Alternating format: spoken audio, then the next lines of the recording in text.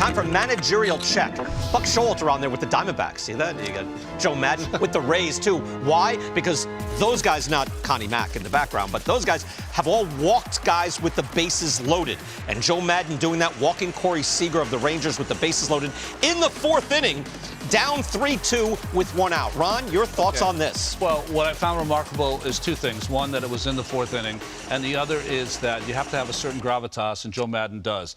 But to do that, what do you hear before games all the time? We're not going to let this player beat us. How about if a manager acts on that and says, I'm going to act to walk him with the bases loaded because he's not. We'll let everybody else beat us, but not that guy. That's why. I mean, I love the strategy and tactics, and I love doing unorthodox things, but this makes no sense, right? Yeah, I'm with you. I'm open-minded to everything. As you know, we've done TV together on this show a long time. But the walk gives your opponent a 2-run lead, and it still sets them up bases loaded, where a bloop is something. Now it's a 4-run lead. I mean, I might as well take my chance in the fourth inning with Seager. I didn't understand, especially part of Maddon's thinking was I wanted to jolt my team. Well, you were 5 games into the season. If your team isn't alert 5 games into, what are we doing here? Yeah, I don't know, the whole jolt. But then they came back and won, by the way, like if that matters. And you hear, well, you know, it worked. Here are the other times they did it, and it was Josh Hamilton.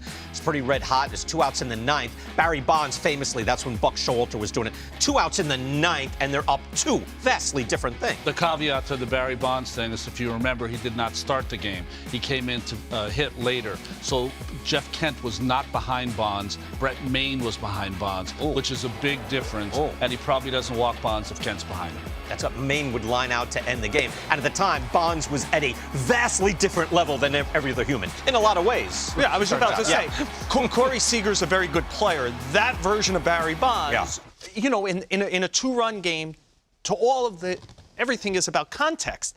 A 2-run game where Brett Maine is hitting next, yeah, I'll take my shot. If I could get one more out, I win the game.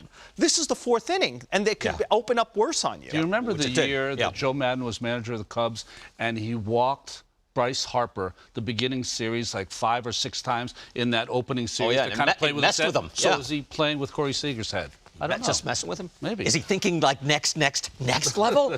Joe, we love you, but, you know, wow, if you're doing that,